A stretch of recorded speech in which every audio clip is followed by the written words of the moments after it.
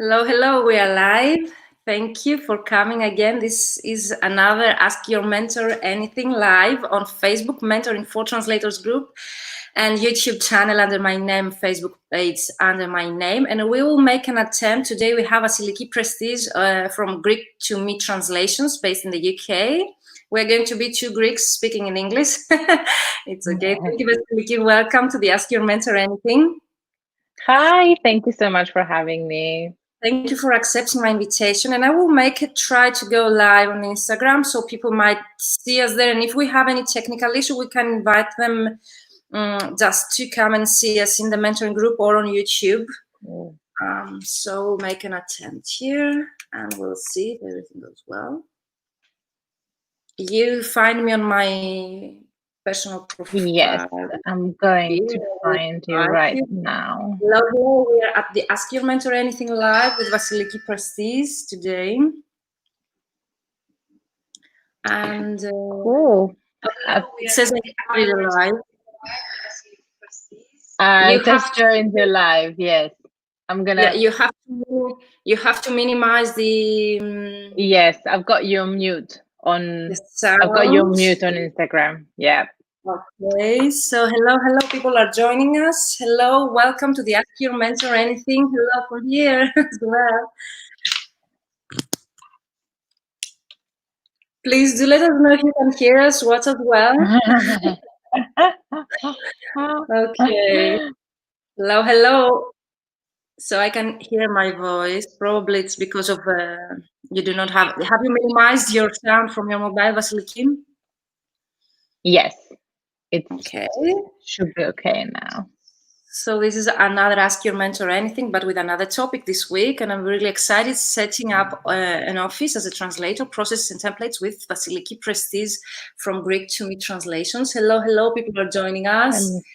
Hello. If there is any problem with the sound, you can join us from Facebook and YouTube. Join us in the Mentoring for Translators group or my Facebook and YouTube page under my name. So welcome all. Thank you so much. Is the sound okay, or can you hear any? Feedback? I can hear some feedback, to be honest. But if we see any complaints for people, we'll just turn everything on Facebook, so you can join us from Mentoring for Translators Facebook group. So let's start. Thank you so much once again for those that just joining us. This is the Ask Your Mentor Anything live with Vasiliki Prestidge this day today, and our topic is setting up an office as a translator, processes and templates, professionalism in general. And I'm so excited because I've watched such a presentation from Vasiliki before, so I know it's going to be very interesting for you too. So Vasiliki, for those that might not know you already, would you be able to introduce yourself? Yes, so very quickly, because we want to keep this nice and useful and informative for people. I translate from English into Greek. I run Greek to Me Translations from London. I've been doing this for quite a while now. I've started through a variety of different roles as a project manager, as a quality assurance, localization tester, and then I was freelancing on top of all my full-time roles. Slowly to build up the business and the client base. And now I am mainly specializing in marketing, legal, and psychometrics.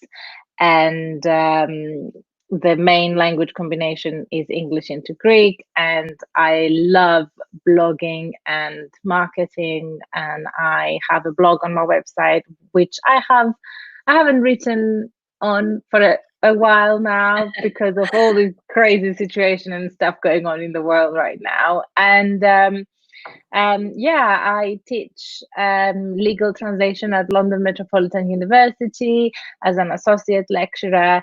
I enjoy very much speaking in public events, face-to-face, webinars, online lives. I enjoy writing for industry magazines and just networking and meeting people when we can. Now everything is all online, but I actually enjoy all this, new normal, which we have to get used to it. Yeah, that's true. But to be honest, that's the way we met. We met at a conference, so I really like to let people know how we met with my interviewees, because most of them are my friends, as you are. We met, I think, in 2017 at PEM conference here in Greece for the first Yeah. time. Like the first 2017, Yeah, it was right. my first speech at the Chamber of Commerce here in Greece. I gave a presentation about mentoring, Yeah. and then we kept contact, and I think we met again in, you remember better the second time. Bologna. It was Bologna. It was Bologna last last year. Okay. year for BP19 in April 2019. Last year, yeah. Yeah, you were a speaker there, so it was like a great I presentation was. as well. So yeah, we've got used to speak English, both of us, because most of the times we meet like in conference abroad. So Of course. it might be fun. Of So course. hello from Athens, Morocco, Romania. Hello, hello. Welcome to our Ask Your Mentor Anything Live this Friday with Vasiliki Prestidge from Greek to Me Translations. And I'm going to ask you the most common questions of my mentees. This is the way that we start the conversation. Then we get Okay. into our topic. So most of my mentees, they are very, very interested in knowing, how did you start out as a translator, and how did you find your first customer? If you remember. Yeah, that is such a long time ago. But yes, of course I remember. So I was finishing my MA in business translation and interpreting at the University of Surrey, and that was in 2010. So that's 10 years ago. And I did a localization and phone app website sort of testing course at Imperial College, and it was a 2-week summer course. And I remember that after I finished the course, I started looking for jobs in this area. And just, I don't know, was it luck? Was it because I was really hunting for it? I found this contracting role to do video game localization testing. Wow. So I was hired immediately, actually, even during my MA, while I was writing my thesis, I was hired, and I was working and I was writing my thesis at the same time. And the job was so fun. I was going into these filming studios, massive filming studios, Wow. Pinewood Studios in London. They film, that's where they made all the James Bond films, or the Harry Potter franchise. It's all made there. Wow.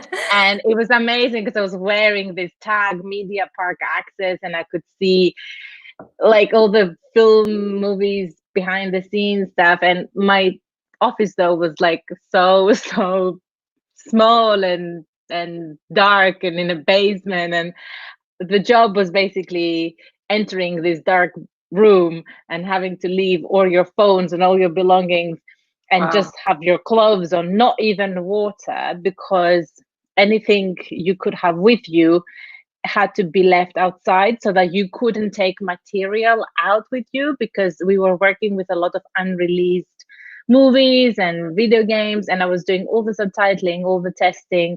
Basically, I was being paid to watch films and play video games in Wow. Greek. Dream job might be. Why did you leave that job? Why did Because you I leave? was 20 and it was okay as a job if you're 20 years old, but Okay. I left the job because essentially it was a contracting job, and Okay. it was an on and off job. So every time they had something for the Greek market, they called me, I'd go and work. And so it went from some crazy busy periods to some very dry periods. And at the same time, I was building up on other clients. And eventually I started getting quite a lot of conflict. So I couldn't do all of the things at the same time. So, but I mean, they still look for people to this day, but it's not now. I'm no longer, I guess, the type that would go into a dark basement, play video games, and eat pizza all Saturday.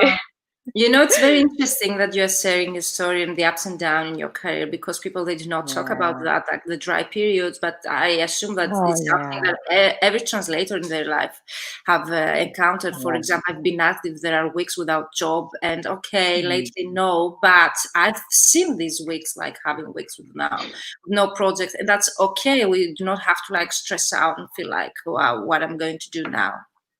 Yes, So, I mean, yeah, these things happen. We have periods of feast and famine, and but then it's all about understanding, the patterns in your workload and trying to see if, let's say, is December a dry month? Is December a very busy month? And then next year, if you think that this keeps happening every year, maybe that's a pattern. So you can then understand and see where the patterns are and be ready for them. So I think with time, even if you do go through famine cycles, you will be able to plan for them better.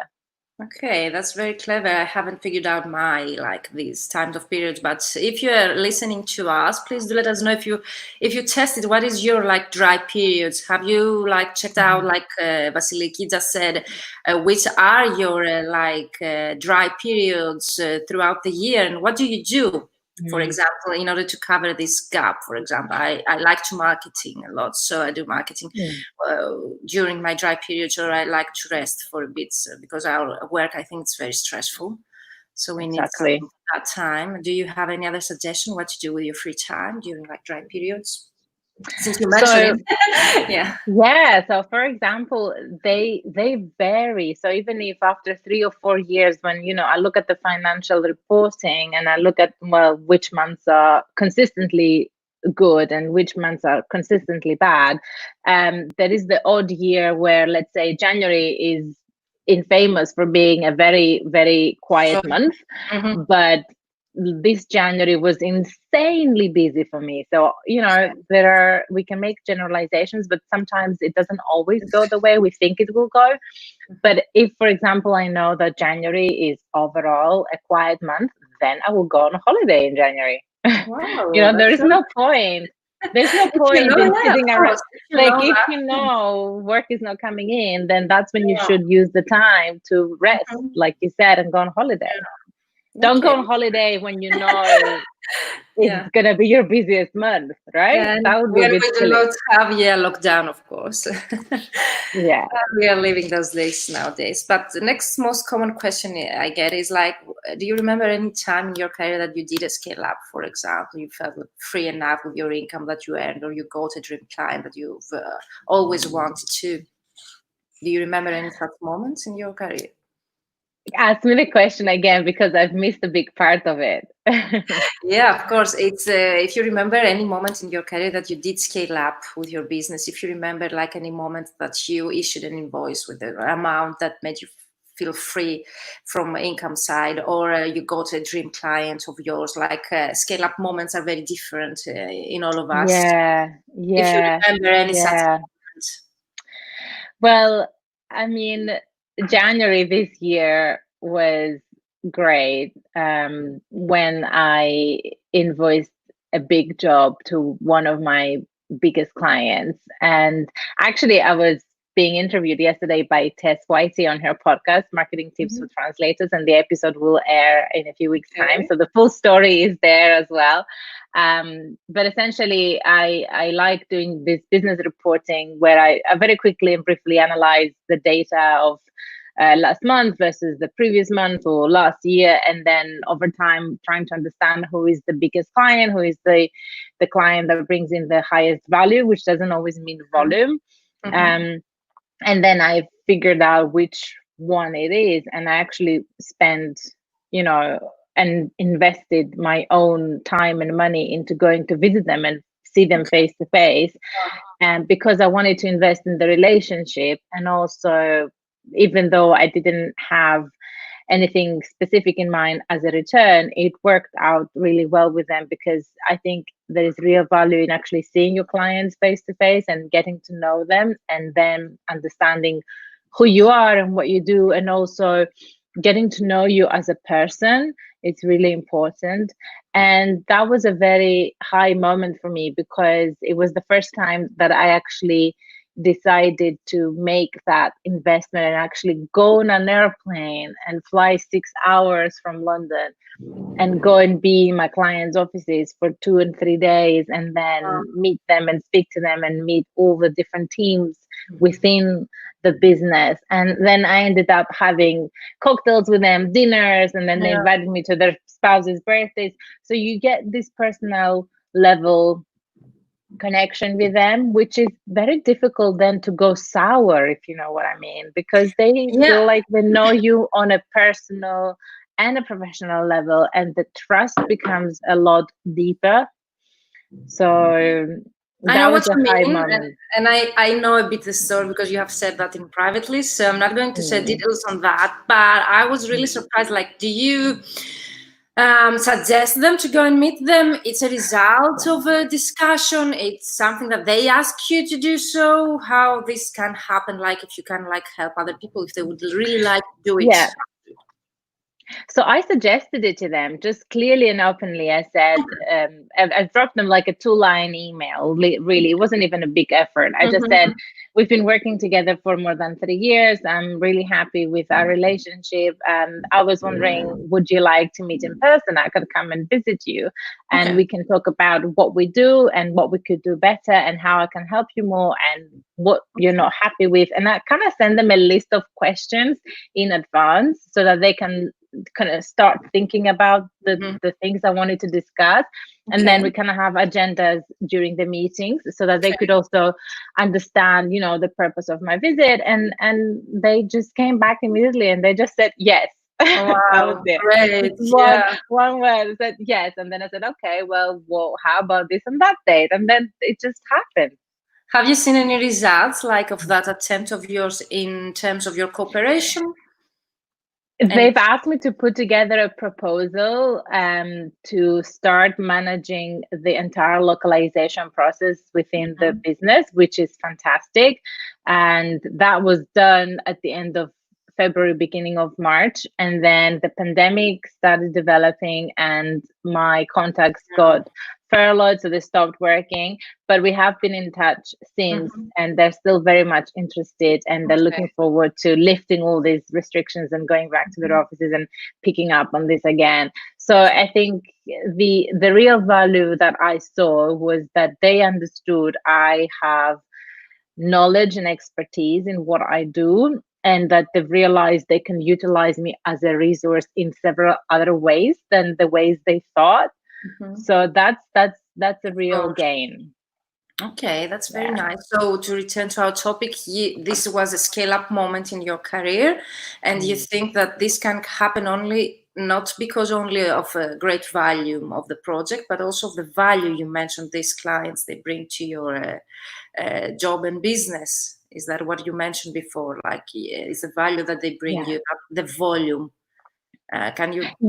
So I try to differentiate between monetary value and volume. And because a client, there is different ways you can identify a client being your biggest client. It could be a client that actually brings in the most work, but actually volume does not necessarily mean a financial return, because it's all about the rate, right? So it's about understanding how much volume is this client bringing in, plus what is the money I'm getting from them, and then you work out the hourly rate essentially and how much time you put in it, and then you realize actually the relationship between volume versus rate and time, and then you figure out who is essentially the highest value client. From all these aspects, it has to be a bit more holistic. And then of course the other value point for me is the kind of work you receive from them. So it could be that the type of or the nature of the translations they send you are really interesting, are really fun, they're the specialization that you enjoy, and because you have more expertise in this area, then you become faster and better in producing it. And also perhaps you can have a vision of, this is how the relationship looks this year, but in 2 years' time it will look in a different way. So then there is the future value that can be added by a client as well. Okay, so to sum up, it's a combination of the rate, volume, interesting projects they might assign you. So that's a great point of view to know, because most people, they might have it in their mind differently, like those they charge higher, they can accept your higher rates. But sometimes the combination, I totally agree with the combination. Yeah. So if you have any client acquisition strategy that you follow, which one would you think would be the most efficient so far in your career? Definitely two of them. So inbound marketing and referrals. So usually referrals, meaning word of mouth. So one client recommends you to another contact. It's the easiest way of acquiring a new client, which is very likely to be a high value client, because people speak to each other. So, and if they're happy with your work, they will recommend you and they will pass on the details. And also, usually, this is the most common also. This is the most common client acquisition strategy that people say, also translators, that they get their clients. So that's very interesting. Yeah. Because if you are referred, it's like half the job is done, because somebody else mentioned your name to a third person. That third person feels a lot more secure with you. They trust you more. So the start of the relationship is a lot easier. And there is immediately a kind of level of trust, right? Yes. And then I also mentioned inbound marketing, and I think it's so valuable, and it's essentially like being like a fisherman, right? So you go out into the ocean, you cast your net, and then you just wait for the fish, and you're not really doing anything apart from sitting down waiting for the fish to catch. So with your website, your social media, your blogging, your marketing, your writing, your online networking, you're casting a wide net. So that's the definition of inbound marketing. You sit and they come. So of course it takes efforts to build a really good I don't agree that you sit, right? I don't agree that you sit, of course. Because you do a lot of work back of the scenes in order to reach the point to be able to sit and to see clients coming to you, because this, at least on my part, needs a lot of work, a lot of preparation to have a very good name in the market. So it's very hard. It takes a while until you get there. But once you are there, you start getting the inquiries, and that's the beautiful thing to see as a result.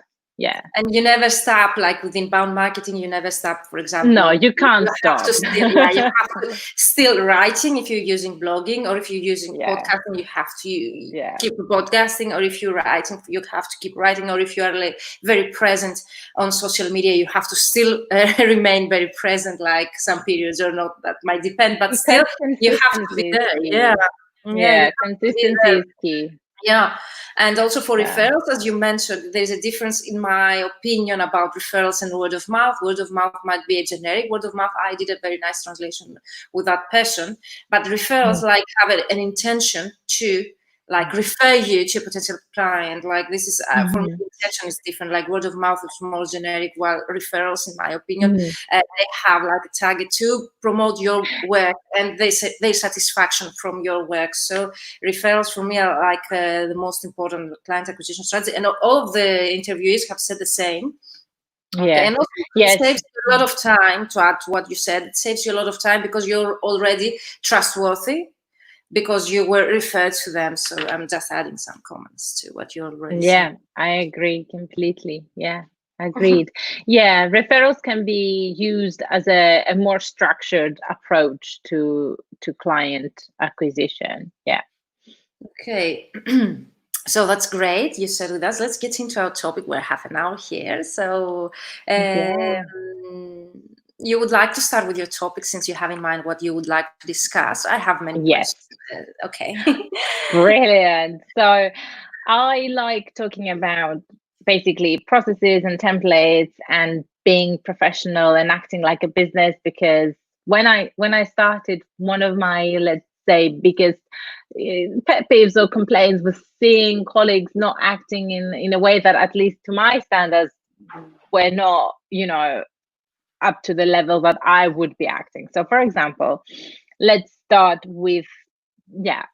the beginning. When somebody approaches you for a job, what do you do if it's a new client and you haven't worked with them before? I personally really do not like dropping prices in emails. When somebody just sends you an email or gives you a phone call and they say, how much for this and how much for that, and what would you charge per word, and so on.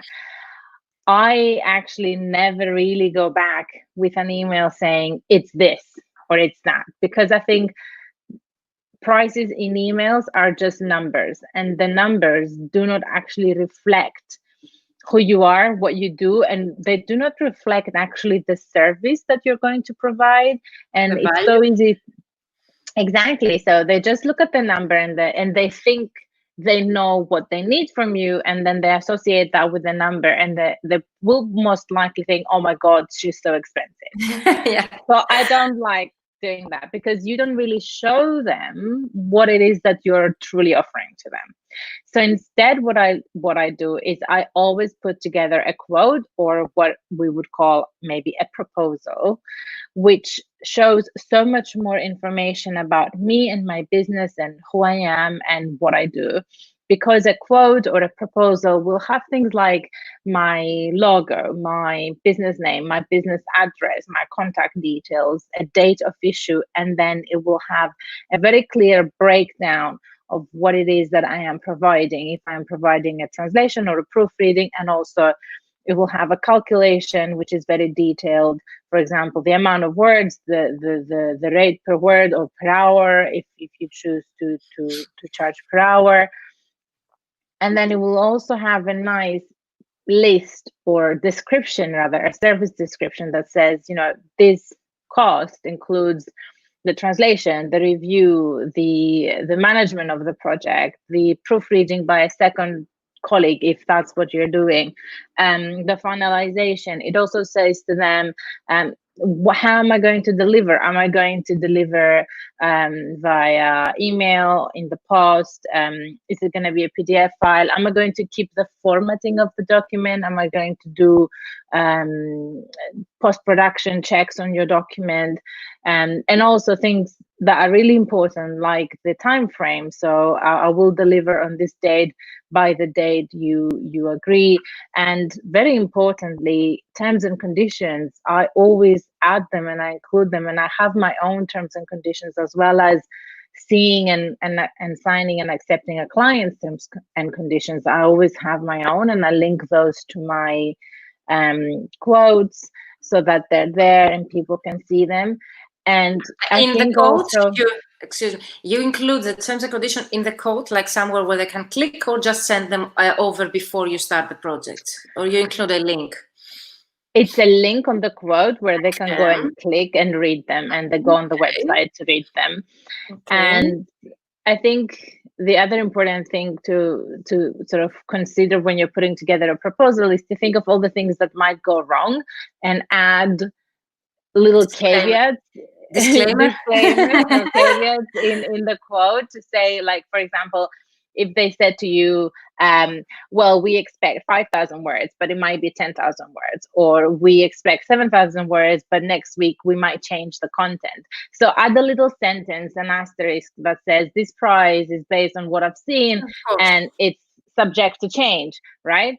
Or I also like adding an expiry time frame to the quotes, because if I give a quote today for a big job that's 40,000 words, and I am free and I can actually have time, I can start it right now, but the client comes back in 3 weeks time and I have another massive project on, what am I going to do? I'm still, that quote is binding and I have to deliver the work. But I say in the quote, this quote is valid for 14 working days. And depending on how you feel with your workload, or how big or small the job is, you can say it's valid for 7 days, it's valid for 5 days, it's valid for a month. And so you provide yourself with that little space of safety in a way, so that you can professionalism, and also safety, and also the truth, because it might come back to you after 3 months and you are not available anymore, or you need different processes, or you need more time, for example. So that's clever. Also, money and rates change, right? So maybe it's a new financial year and I revised my rates, so it's no longer valid. Or you need, for example, a proofreader for that, or the proofreader is not available, you need more time. So it depends also on the terms of you have agreed with the client. But I have 2 questions. Like, I assume that the process that you describe right now is for direct clients and not for agencies, to be clear to those that they are listening and watching us. But we are referring mostly, I assume, to direct clients. Is that correct? So this process will be taking place definitely with direct clients. I also quote for agencies sometimes, depending on the agency. So if it's a first time contact, I will always quote. But if then, of course, we start a business relationship with a client, then you agree the kind of rates you work with them, right? So you don't have to always put together a proposal, because that at some point becomes a bit, counterproductive, and it takes a lot of time. So you kind of agree upfront with them what it is that you will be charging them going forward. You mean the agencies? You mean the agencies? You're referring to agencies right now? Yes. Okay. Yes. But then again, I also think that you may agree an upfront price with a client. It could be direct client, it could be an agency. And you say, yes, this is what we will be working with going forward. But sometimes you might get that project that actually does not reflect that effort anymore. And you might need to go back to them and say, I know we've agreed this, but I think this job is so much more complex. So I think, can we up it for just this time? And I've done this. And with agencies, have you done this with agencies and they have accepted? Yes, both with agencies and direct clients. Yes, that's very interesting. Yeah. Because sometimes we think that the agencies, they have their own terms and conditions, their own budget, so it's not negotiable. So it's very nice to hear that this can also happen with the agencies as well. And my second question is, in order to give this detailed breakdown of the services and what are you going to offer, you need a sample, or you ask them? Because sometimes the direct clients, they just call us and they say, I have this document, I need a quote, so how much does it cost? So it's a more common question when we work as business owners rather than freelancers working. So it's an issue that we have to deal mostly with direct clients. So you ask for a sample, you ask them to send you a PDF, because this is my common issue for them. Like, it's the most difficult part to convince them that I need the document in order to give you a correct and detailed proposal, as you said, a PO, purchase order. Yes, I always ask for the documents up front. If they're hesitant for whatever reason, I might say, okay, can I see a sample? But the truth is, yes, I can't really put together a binding quote unless I see the documents. If they really do not want to send them, instead of producing a binding quote, I will produce an estimate. An estimate, right? So you are clear to them that this is an estimate according to the sample that they sent you. And you also mentioned that in the template that you use? Exactly. And it says subject to change upon delivery of final documents.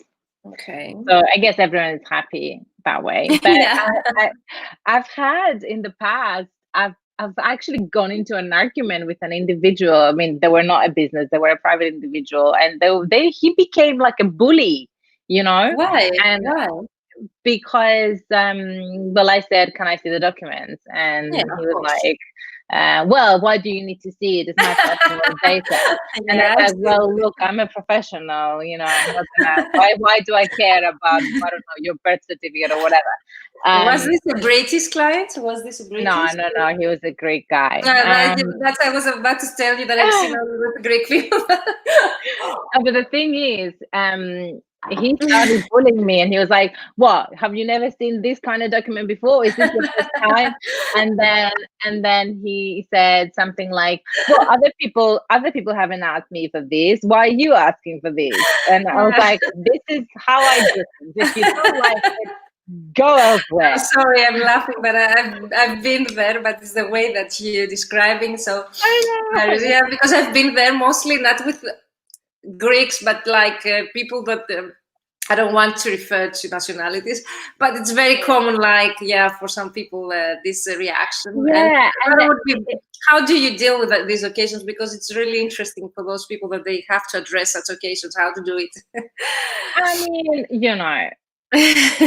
at first, when I was younger, I would be getting angry. I would be, really frustrated. Yeah, I don't anymore. Yeah. Now I'm like, you're not worth it. So I'm just gonna stay calm and just say, this is how I do things. If you don't like it, just go elsewhere. I don't care. That's one way of looking at it, and the other way is, you could try and spend time educating them, but really, is it worth your time? I guess Yeah, that's the and question. my point of view is that those might not be your ideal clients most of the Of time. So course, this is the reason yeah, why it doesn't really make any sense to spend a lot of time with exactly. those people that they don't want to work with your own terms and conditions, because terms and conditions are not only an agreement in a paper, it's the way that you work. So if you need to see the Yeah. document in order to give an estimate, you need to see the document. I sometimes, because I also do certificates, I see those questions like you Mm, translated before for us, so you know what is like a birth certificate. Why do you need it? I explain to them that some certificates are 2 pages. I've seen birth certificates 4 pages, so most of the times are 1 page, but still I need to see in order to give you correct code.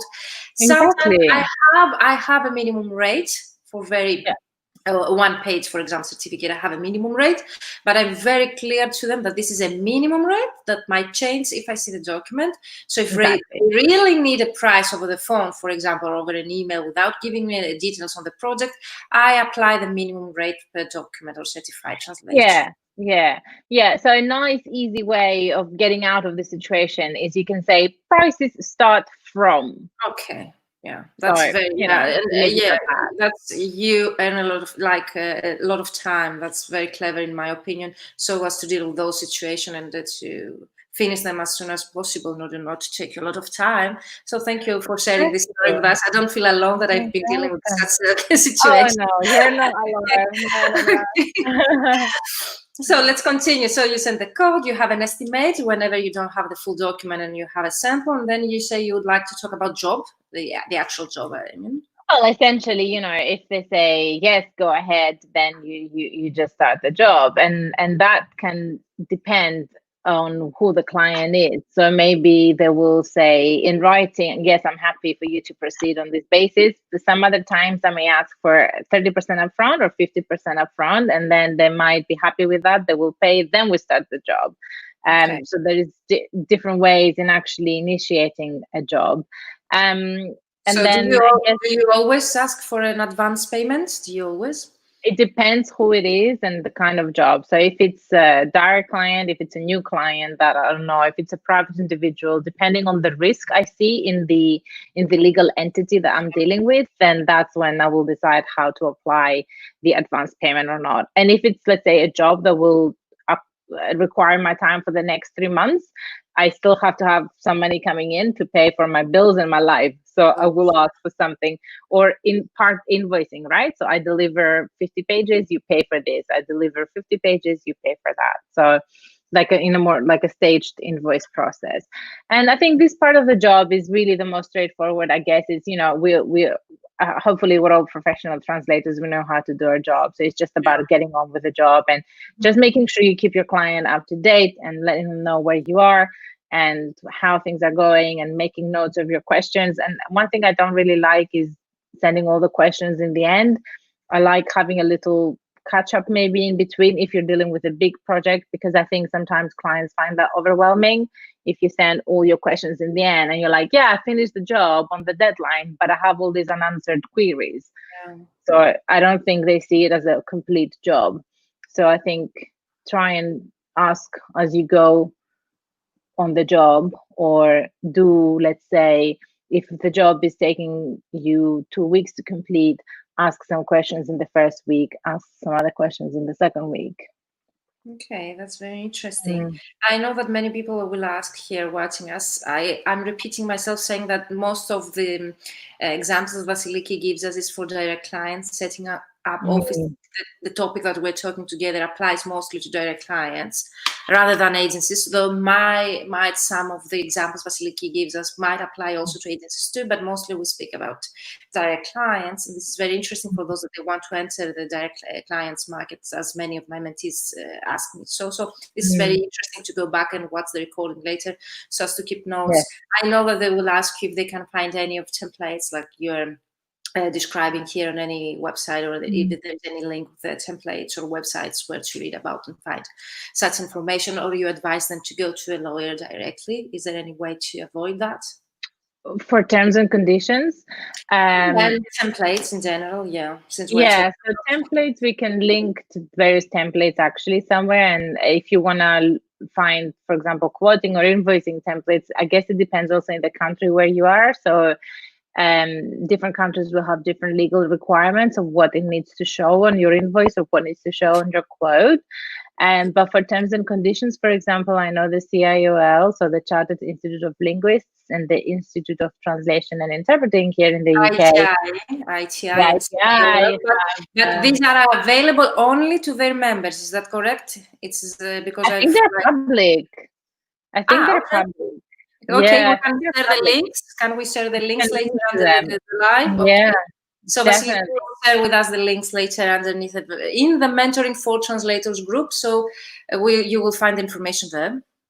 Yes, and so we have terms and conditions for interpreting work. Remember this difference, right? And then you have terms and conditions for translation work, because there's massive differences. So yeah, and ITI have a template for both. So you could either say I use those terms and conditions, or you take them and you make them your own, which is what I've done. And then I went to a lawyer that deals with some of my business stuff. And I said, can you glance over them? Is there anything in there that I need to be aware of? Is there anything that I need to change? And she said, do this change, that change, da da da da. And yeah, and that's it. Okay, so there is a question, but we can answer it later, or you want to answer it now? Marianne, to be honest, if you want my own opinion, there are no letters. Hello, Marianne. Marianne is from Zagreb. I don't think that there are stable rates in the UK for a number of words, because it also depends that what Vasiliki is already explaining to us, not only the volume, but the specialization, the kind of the text. If you are going, the service that you're going to use is going to be just translation, it's going to be certified translation, it's going to be legal translation, it's going to be translation and review, or translation and proofreading. So I don't think that Vasiliki can give you a rate for the whole UK, because according to my experience, there is no one rate in the whole UK, because I've been dealing with many translators and agencies there, so the rates vary. Okay, the minimum, I don't know if there's minimum, but Vasiliki, would you like to answer, because this question is addressed to you? So first of all, I don't think anyone should be thinking about the rate based on their geographical constraint. Exactly. Where you're in the world has nothing to do with what you charge. That's number one point for me. Okay. Totally. What you charge is depending on who you are, how you see yourself, what type of service you provide, where do you place yourself on a, I don't know, on a ladder of value that you provide.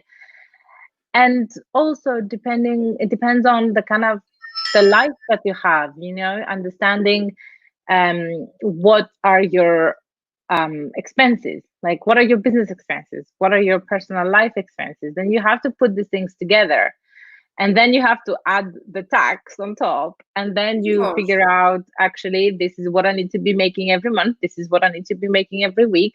Now these are all kind of ideal ways of planning for how you price things. It doesn't mean that you will get these prices, but this is how you actually set the rate. You don't set the rate based on where you are in the world. You set the rate based on what it is that you need to be covering in terms of business and personal expenses, plus something else for all the other things. Because, you know, you need to also remember that we are self-employed, or we're business owners. So we're liable for taxes, we're liable for our own paid holiday, for our own pension scheme, if you want to have a health insurance plan, whatever, all these things. You don't have an employer to pay these things for you. So this has to be reflected on the rate.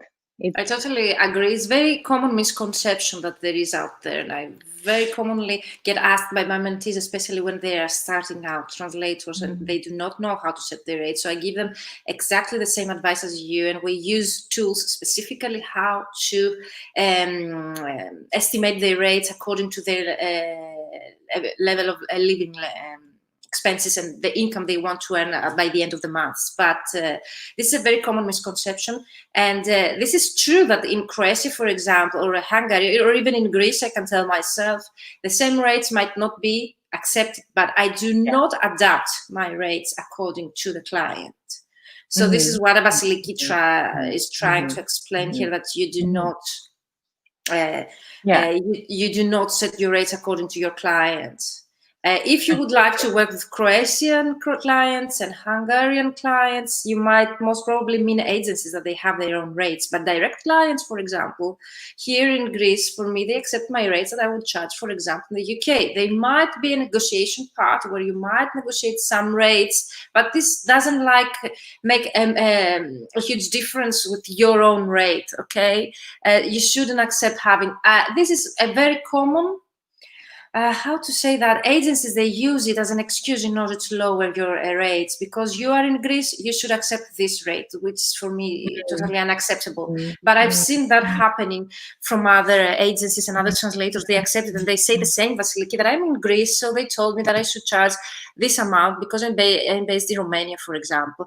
Whereas if I was based in Sweden or Norwegia or I don't know, the UK, I would be able to charge higher, which is a common issue we deal. This is a truth.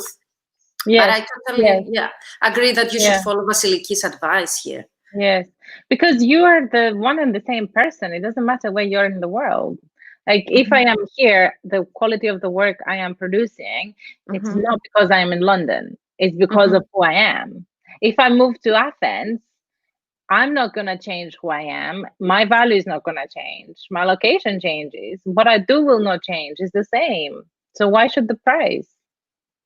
Yeah, I totally agree. So they're keeping asking about lower rates, but we can continue the discussion about these rates in the group later in order not to spend a lot of time, because we have very interesting things to discuss. I think that your questions are very interesting, but they need a lot of time to go deeper. But the actual thinking that you should have the mindset behind of that and the strategy to follow is what Vasiliki already explained. Hello, Virginia and Vasiliki. There's another comment. Have you seen it? I'm also a Greek living in Portugal, and recently I started having direct clients for big translation project. Great for you. I don't know how is your name pronounced, because it's in what alphabet is it? Okay, Cyrillic. Regarding quoting and invoicing, do you suggest pros.com tool? I've never used it for me. Okay, it's my opinion. I have a client who asks invoice in English, but the invoices I issue here in Portugal are always Portuguese. Yes, of course, you can have an English one for those to send them directly. I use English ones for my English clients, English speaking, and one in Greek for my Greek clients, and those that I submit to the Greek authorities are in Greek. But my invoices to my international clients are in English. I wonder if I issue an invoice through Pros, if I still need to issue a Portuguese invoice. So you have to ask Pros for that, because I've never used the tool. I don't know, Vasiliki, have you used any tool from Pros? No, and I wouldn't suggest Pros to use it for direct clients. Okay, in my opinion, Pros is for agencies. But I suddenly cannot hear you. Okay, you might be able to see the recording as well. I don't know why you cannot hear us. I don't. Can you please confirm that you can hear us and watch as well?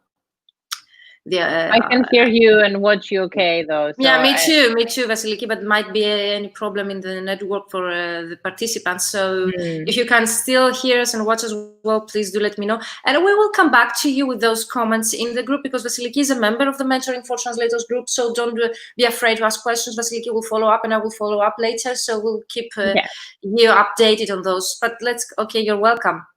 So we talked about quoting, agreements, terms, jobs, where to find templates. Is there something else you would like to add about templates, Vasiliki? Or I interrupted you, or it was that? I think that's it at this point. You know, we can, I think the next points also relate with templates, and it's mostly to do, you know, what do you do after you finish the job? Let's say you've delivered the job, you're happy with your work, you sent it off. And then, of course, you know, you have to invoice the job or the remaining amount and get paid. That's why you work. You want to get paid, right? Of course, yeah. So we're touching on invoicing now. And again, you know, depending on where you are in the world, the invoice will look, you know, in maybe it will look differently. But of course, overall, you know, you still need to have your contact details, your client's contact details, any information regarding tax or non-taxation or VAT and so on. And but these are all the basic stuff that probably everyone should and has already on their invoices. But what I do like adding on my invoice somewhere in a nice area where they can see is, first of all, a thank you. to say, yeah, thank you for the business, thank you for the job.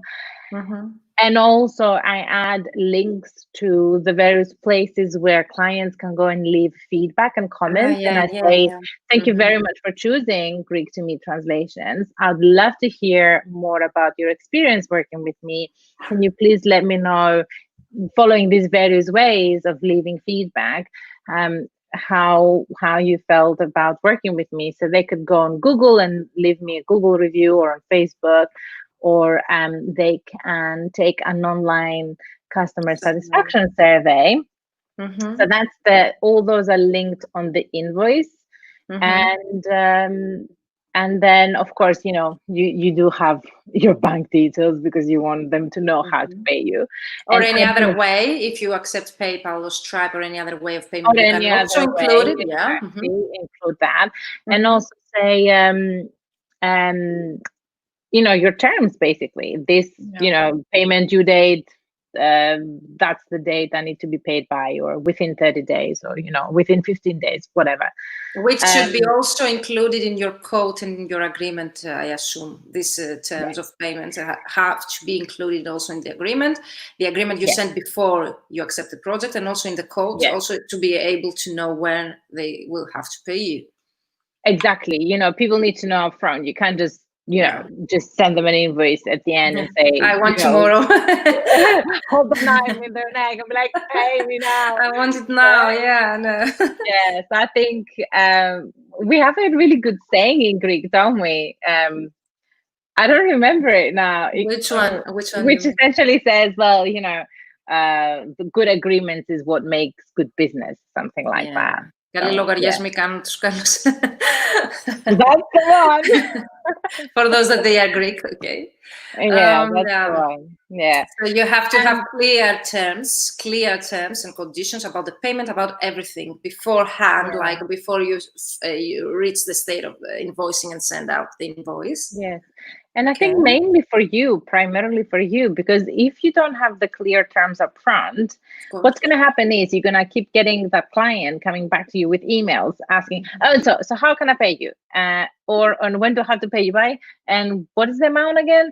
And what is the currency? And then it's really annoying and and sometimes, right? Sometimes even if you are so clear, you might get asked those questions as well, because I've seen that as well. So I have very detailed, but yes, I still get contacted of details because they want to hear it, or they do not want to read it, or they do not click on the link to see the agreement because they trust you. Most people will read it and they will get the information, but yes, like you, of course, there are some people who do not read, and you cannot force anyone to read what you send them. You cannot make people read, it's annoying, but it happens. Yeah, that's something that we have to deal with when we work with our clients. These are the ups and downs, advantages, disadvantages for any cooperation. But it's very interesting, the invoicing. What I would like to add is, for those that they make questions about what to include in the invoice, and what form to send it, and what language, I would really suggest you to advise your accountant on those information, because we can give you an advice, but this might not apply in your situation depending on the country that you are based. For example, hello VNV, they say hello, I don't see your name. We cannot see your name, because you have to click the link above this video in order to give us the permission to show your name in the live. So please, if you would like to show your name, please click on the link above this live. So far, we've talked about quoting, agreements, terms and conditions, the actual job, the advance payment, invoicing, excuse me, how to send a customer satisfaction survey with a link in your invoice. It's Martina. Hello, Martina. Do you include an e-signature or stamp on your invoice? They ask. Okay, I thought it was easy. Oh, so you mean ask them to sign it? I think that's what you mean, right? Because I don't see why. Martina. Hi, Martina. I don't see why I would need to sign my own invoice or stamp it.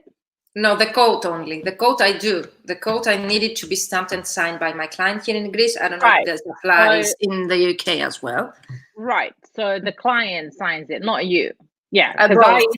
so, Both. The code needs to be signed by both. But if you use an e-signature, might this not apply? So again, Marianne, I would suggest you, that's normal here. So I would suggest you, yes, to follow the instruction, because every country has different like this. And also here in Greece, this changes over the years because we're like becoming more digitally here, because Greece is not that digital country. We might need to adapt in that situation. But up to now, in my occasion, I only sign and stamp the quote, and I ask the client to do the same, because after stamping and signing it, it turns to a private agreement. So it's a different situation between. So it depends on the country that you are. So I always suggest you to ask your accountant on that. Your accountant is the only person that can give you advice on that, because it always depends on the law and in your country. I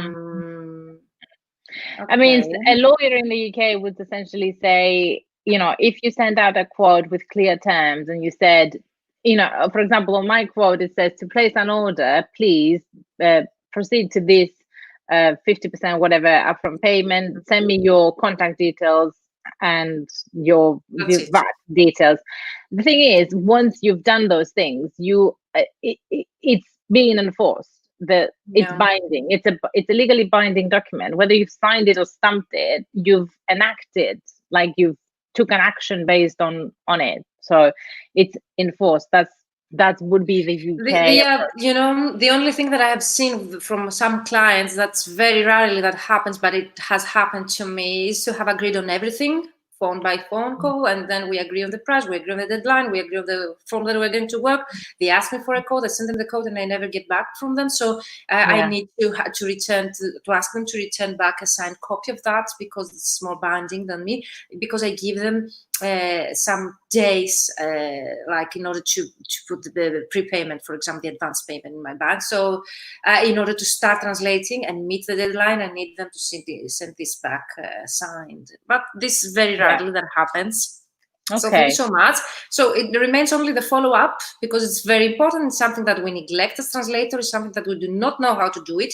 And you're the right person to talk about that. So thank you so much for sharing your knowledge and experience about following up. So, yes, following up is extremely important. And what does it mean, basically? Following up, it can be happening on and during various stages, right? So maybe you've sent a quote, like you said, Virginia, and they haven't come back to you. So what are you going to do with that? You're going to leave it in a drawer and forget about it? No, you have to go back to them and say, hey, that quote I sent to you, did you receive it? How is it? What are your thoughts on it? Do you want to have a quick call about it? You know, there's so many different ways you can actually, you know, give them a little nudge. Then you did invoice them. And then I've sent them the client satisfaction survey, and maybe they didn't take the satisfaction survey. Now, I'm not very pushy about, you know, clients leaving feedback and taking the survey, because I understand that can be annoying. But what I do is, at the end of maybe every couple of months, I will go to my direct email marketing platform, and I have a customer satisfaction survey email that I send out. So every 2 months, I will send out the email, which lists again all the various ways people can leave me comments and feedback, including the link to Google reviews and Facebook reviews and testimonials for the website and the client satisfaction survey. But that goes only to new clients, right? So if I've been working with an agency for 10 years, I'm not going to be asking them every 2 months if they like my work. They've been working with me for 3 or 10, 5 years, then clearly they like my work. But that email goes only to new clients, because I want to understand more. I want them to tell me what they need from me, and I want to know what I can do better for them. And then that's a nice way for you to start receiving that feedback and start seeing various trends.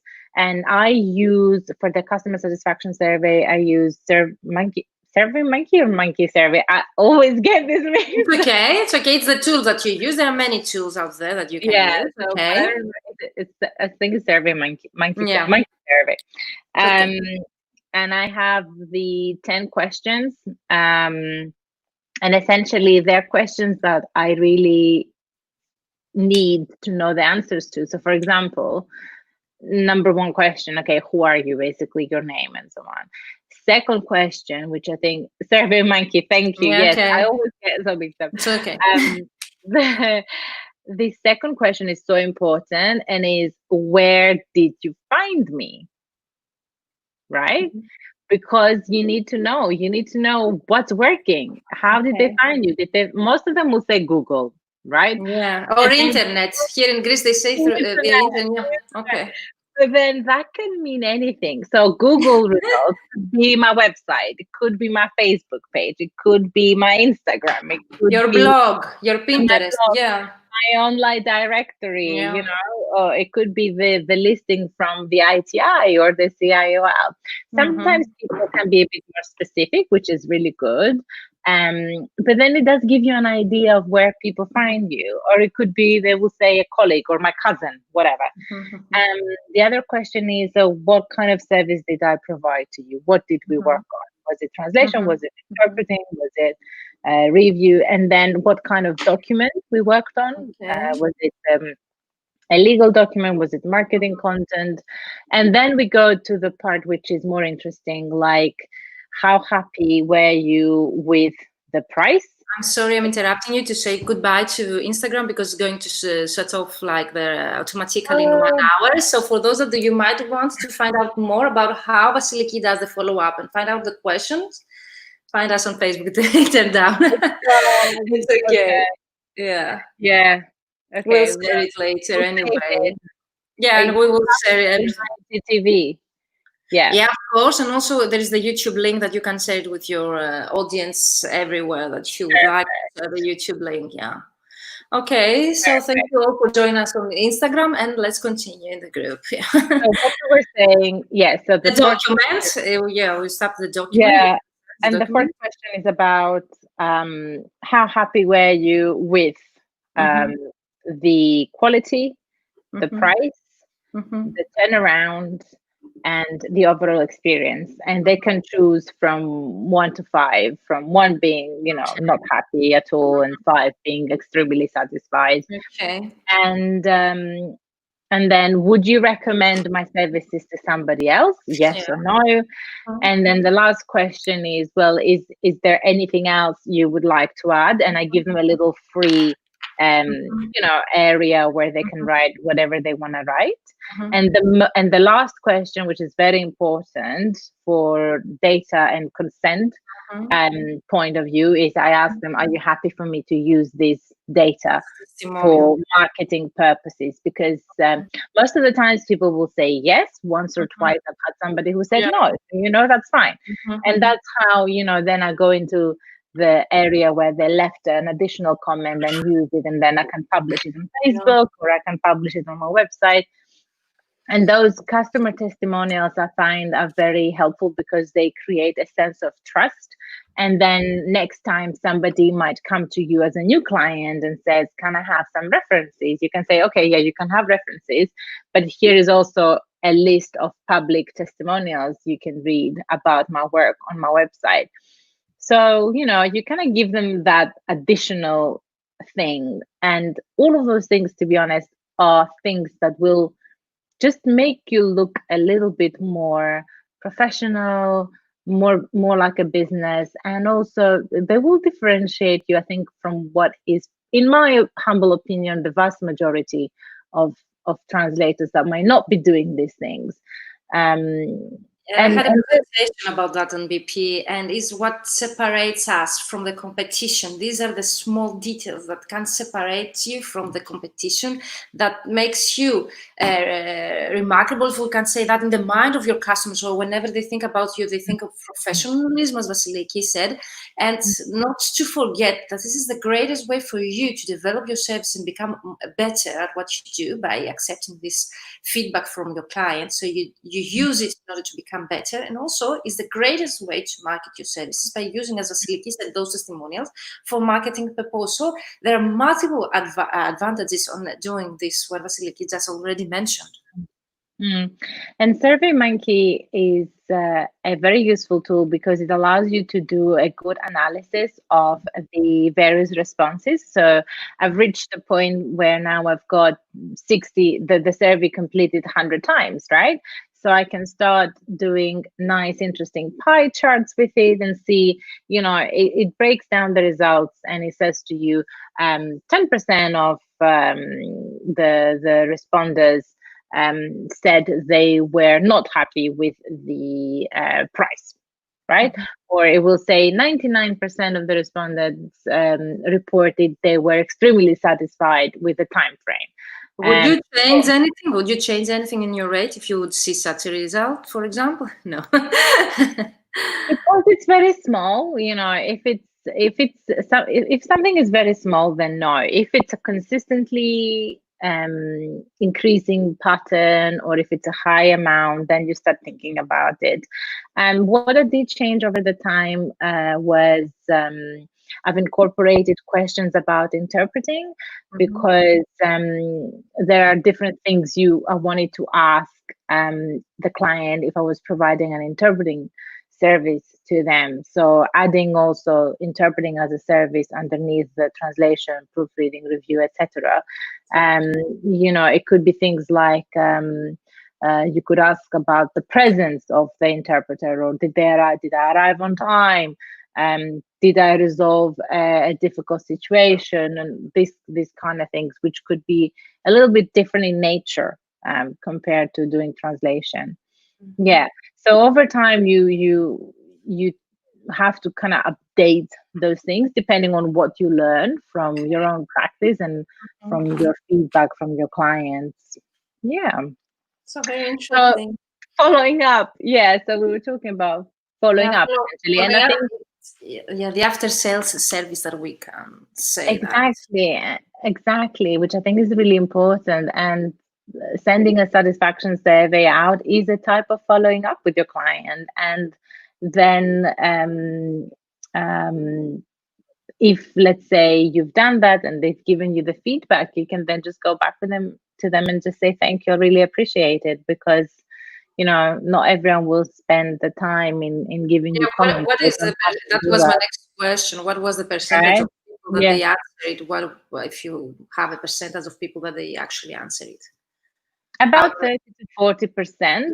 So it's I think it's a good rate. It's a good response. Yeah, it's a good. And you send it both to private clients and companies. You send the same format. Everyone. And the one that you mentioned, every 2 months, you said, like you keep repeating the same addresses, like the same people. So no. So every 2 months, it will go to anyone who is a new contact, right?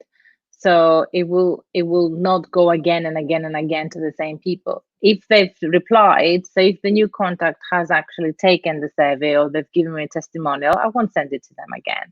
And I usually you exclude the email, you delete the email of this email list. Okay. Absolutely, yes, because then it becomes a bit, annoying. And there is no point. If they don't want to take the survey, they won't take the survey. You don't have to keep pushing. Or if they have done it already, what's the point of doing it again, unless you have so different projects delivered to them, so you would like their opinion on different projects. That's the only reason. Maybe it could be that one. Yeah, that could be one reason. And the other way I follow up is simply by looking at my customer base and looking at when was the date we had a project last time. And if it was 2, 3 months, 6 months, a year ago, I will write them a message just to touch base on, it can be a very simple message to say, hi, how are you? Last time we worked was on that date. I was wondering how you are, and this is how I am. And then you can sort of start exploring a little bit about yourself and tell them a little bit about yourself. You can say, I am still based in London and I do this and this. And I took a course in this area, which I think will be very relevant to the kind of translation needs that you have or something like that. Or you can go back to them with your availability and say, just to let you know, I'm planning to take a holiday in August between those two dates. So keep that in mind in case you wanted my services, something like that.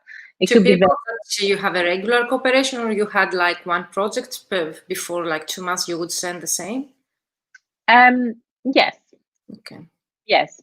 I would tend to treat everybody the same way, but not be pushy or, annoying. You can look, I mean, I have a customer base and a client base. Yeah. And by that, I mean, I do have a record of who I work with and who I've worked with ever since the beginning of time, ever since I started working, because it's really important and to have the contacts in place and to know. I used to do, for example, quite a lot of business with this translation agency, but they haven't sent me anything in 7 months. I wonder why. Just make yourself available to them. Essentially, it's all about reminding them that you still exist, because maybe they forgot. They're human.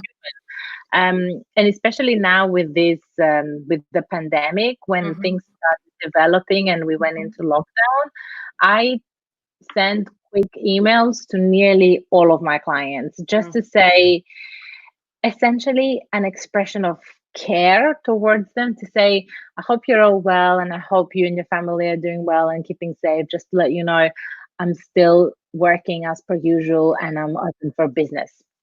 That's it. It's even though I know this is the best marketing strategy that you can do in order to follow up and keep your name in the mind of your customers, so the next time they will need a project, you will be there for them. I don't apply that.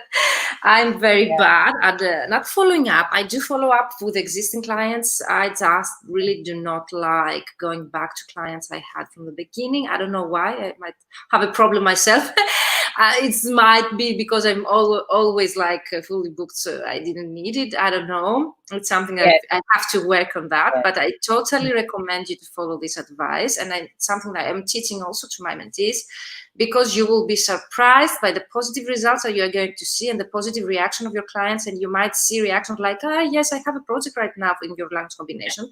So you might be the first thing will come in their mind to give it to you. So you will be surprised by the positive results. So I totally recommend what Vasiliki said. Yeah, I agree with that, because I've experienced it, especially with the when I send those emails about the beginning of the lockdown, 3 of them came back and said, oh, actually, yes, I have this little thing. There you go. Right? I didn't expect that. That was not the point why I was emailing them, right? And, I know all the things that we're talking about are ideal situations and scenarios for which we need tremendous amounts of time to do. And I myself, I'm not always, this perfect, and I'm not following up as much as I wanted to, but it's always on my mind and I always add it on the list. And if I'm not going to do it, I usually try to do it, for example, on Friday, like today. I will try to see what is still an open, where are the open fronts this week. It's what we say, nudging a dormant client is the most efficient way to get job and a project on your way. And also, according to statistics, because I've been doing like some classes now, it's 25% more expensive to get new clients rather than to get a project from an existing one. So you save time, you save money, and it's like the most efficient way to get clients and jobs in front of your door. So thank you so much, Vasiliki, for sharing that.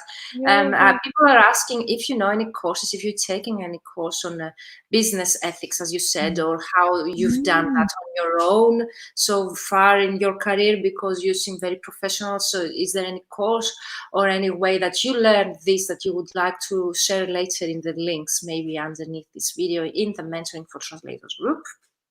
They're asking, how did you learn of all these like professional ways to act as a professional?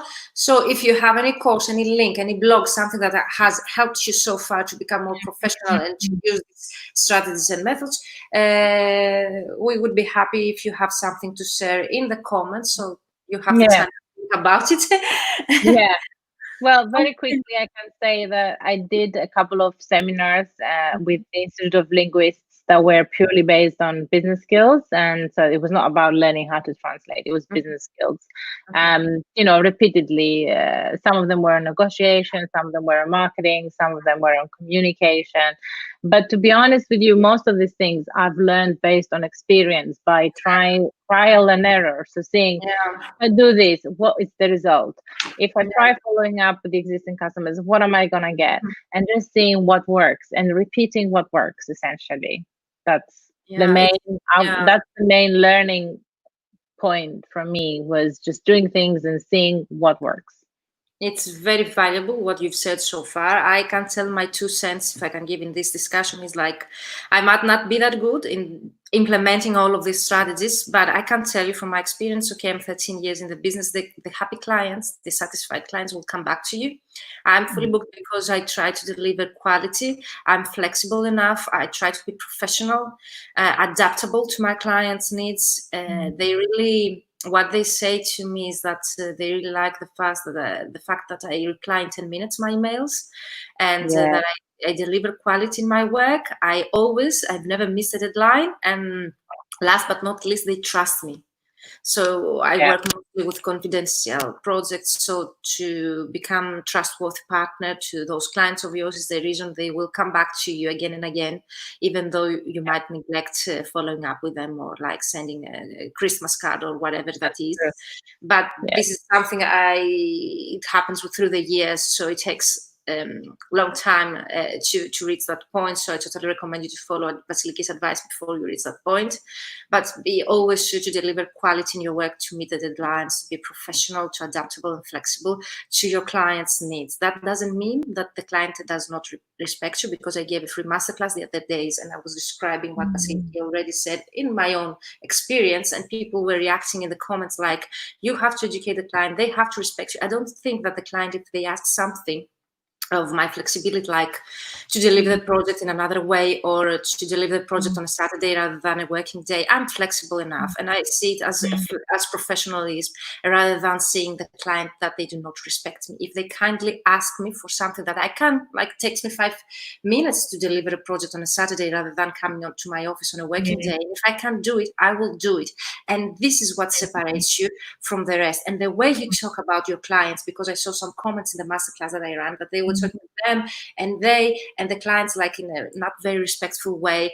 I would really recommend you to see your clients as your partners, those people they pay you to live, and you should respect them first in order to receive respect from them. So this is my point of view and 2 cents. If you would like to follow my advice or not, it's totally up to you, but this is my opinion, what separates me from the rest, or what's the reason why my clients are coming back to me. And that's what they write in the testimonials. So thank you so much, Vasiliki. This was so interesting. Is there something else you would like to add that you might have not added so just far? Very quickly, based on what you just said now, I think, like you said, everything is a two-way stream. Yes, you can educate your clients, but it really depends on, who they are, what they do for you, and is it worth it and valuable. And respect goes both ways. And you should be treating your clients like your partners, and hopefully they will be treating you the same way as well. And try and remember and consider that they're also human, and they have their own concerns and issues, and they're there, and you're seen, or you should be seen, as somebody who is solving their problems, not creating more problems. And in essence, what they need from you is the translation. They actually don't care about the commas and the full stops and the spelling. They want the job done when they need it done. They want it at a certain quality level. They won't go into the minute detail of linguistic analysis that you go with your own work, because that's just not what they do. They don't have time for that. So it's all about understanding what they need from you and delivering that.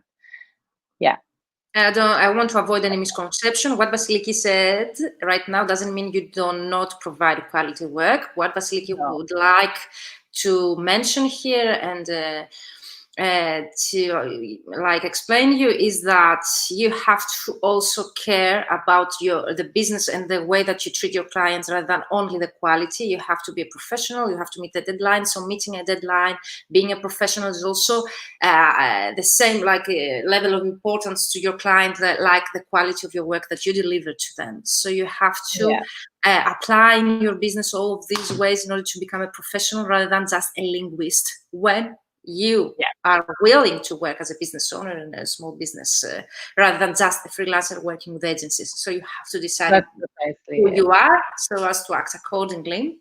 So thank you so much once again. I'm so happy I will say that now to announce that both of us were accepted at the ATA this year. I don't know if you would like to mention, because I mentioned that in the test call, so I really would like. So Vasiliki and me were accepted at the ATA. We'll keep you posted about what's going to happen. It's going to happen virtually, online, or on site. So we don't know. We will have more information later this summer, so stay tuned. And just to like have 1 minute, because tonight ends the enrollment for my new baby, my new project program for translators, the fully booked translator formula. It's something I created from scratch according to my mentees' needs.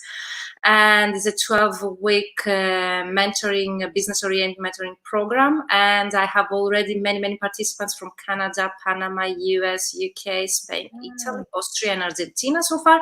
So if you're willing and you're ready to find out how I did it, how I find my clients, I'm sharing everything in this project and this program. It's a 12-week project. And if you would like to find out more, please do reach me out for more details on that. And because at midnight it ends, and I'm so happy to start. It's the first launch, and I'm really happy to share that with you here. So Vasiliki, once again, thank you so much for accepting my invitation, for being here with me. Next week we have... welcome. Thank you so much. I hope to meet again up soon. Soon. And Vasiliki will be in the Mentoring for Translators group, so you can reach her out directly. And once again, thank you all of you for being here live. The recording will remain on YouTube, Facebook page, under my name, public page, and in the Mentoring for Translators group. See you in the group, and bye-bye for now. Thank you. Bye.